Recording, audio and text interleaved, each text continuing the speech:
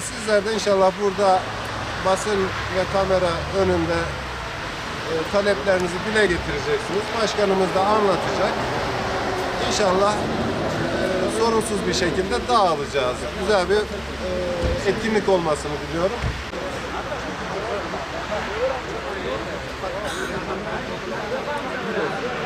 Tamam.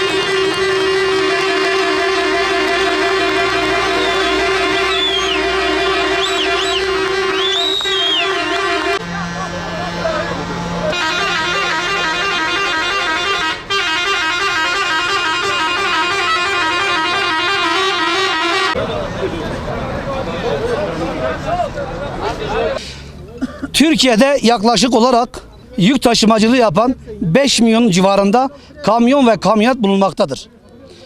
Bu yüzden bu sektörün göz ardı edilmemesi gerekir.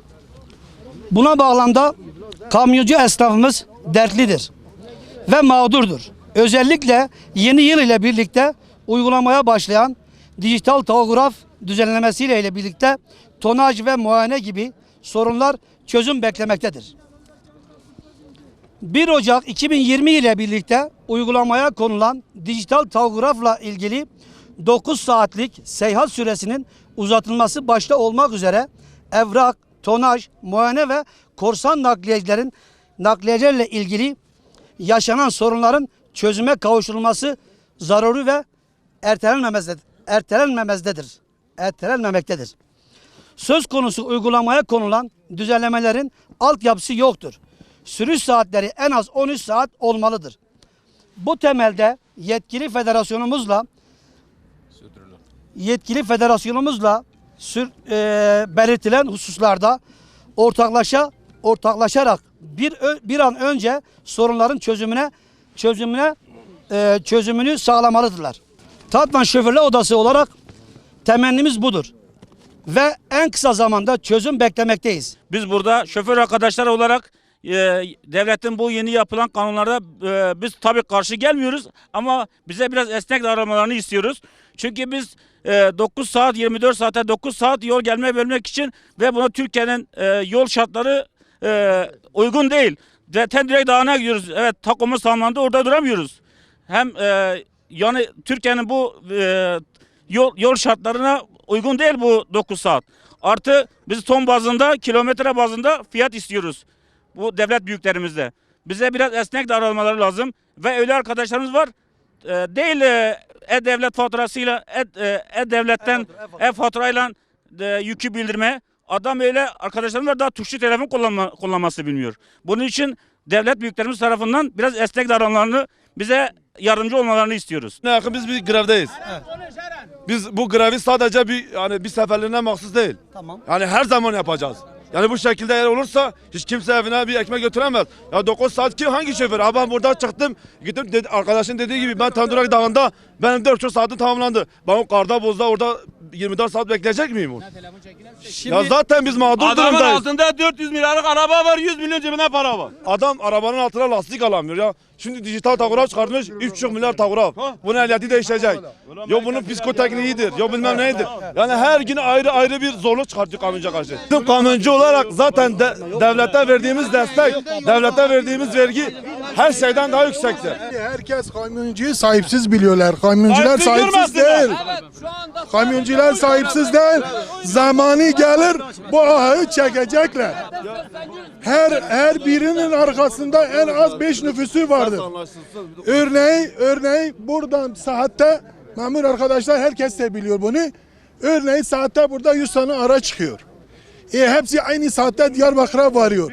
Park yeri nerededir? Allah için bunu Yoktur bilen o. var mı? Bunu araştıran var mı? Alt zemini yoktur. Zaten çoğu petrol almıyor Heh, kamyoncu. biz bazen petrollere gidiyoruz. Bak dün aracımız şu anda Batman'da. Adam dünden beri 3-4 sefer de bizi arıyor, aracınızı burada kaldırın. Bizim sorunumuz, biz ikinci sınıf vatandaş muamelesi görüyoruz şu anda Türkiye Cumhuriyeti'nde. Ya ikinci vatandaşı görmüyoruz. İkinci sınıf vatandaşı görüyoruz. Bizde istenilen sene 2002'de kabir belgesi adı altında karayol yönetmenliği gereğince biz kabir olarak 2002'de kabire başvurduk ve biz kabir aldık. Bize verilen söz kabir K plaka olarak dondurulması gerekirdi. Ve bunu ne yaptılar? Sadece bu bir taşıt pulu olarak biz arabaların torpidolarında dolaşırdık bugüne kadar. Bugün bizde istenilen evrak nedir? Şimdi veri indirimi diyor. Veri indirimi ben biliyor ki Trabzon'dan aldıysam 3 gün sonra Van'a indireceğim. Ben bunu 3 gün sonra Van'a indirimde ben yüklediğim yerde veri indirimi saatini veriyorum Ulaştırma Bakanlığı'na. Ve bunu ben 1 saat geç indirdiğim zaman bu ceza olarak 6 ay sonra kara kutumda bana geri dönük geliyor. Ve biz bu yasayı uygulayacak bir durumumuz yoktur. Neden? Birincisi abicim bizim Türkiye Cumhuriyeti'nde her bir 100 kilometrede bir tesis olabilmesi gerekir. 100 araç kapasiteli olmak şartıyla sosyal faaliyetlerin hepsi olması gerekir. Biz bundan yana biz bu veriyi tamamen kaldıramayız. Çünkü bizden E-Devlet isteniyor. E-Devlet fatura 5000 üzeri, seneye 2000 üzeri diyor bana. Ben bu E-Devlet faturayı nasıl indireceğim, nasıl keseceğim? Bizim içimizde olan arkadaşların çoğu emekli yaşına dayanmış, daha tuşlu telefon kullanmaktadır. Bunu hangi şoför kaldırabilir? Kaldıramaz ve mümkün değildir. Bunun altyapısı da uygun değildir. Bu takograf olarak söyleyelim. Bize dayatılan takograf 2020'de Ulaştırma Bakanlığı'nın bize gönderdiği genelgede 2020'den sonra kesinlikle dijital takografa geçmemizi öneriyor. Dijital takografın verdiği saatler bize yol şartları kış olsun asla uymuyor. Çünkü biz 6 ay kar içindeyiz. 6 ayda iklim farklılıkları var. Bu tesisten ziyade şoför arkadaşlarımızın sıkıntısı nedir?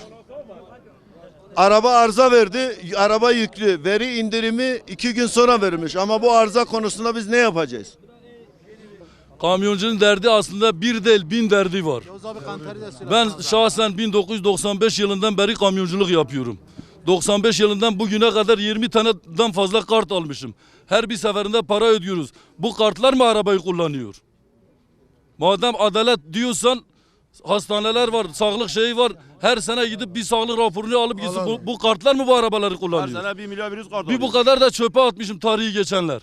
Sadece bir tane derdi yok. Sadece dijital takograf değil.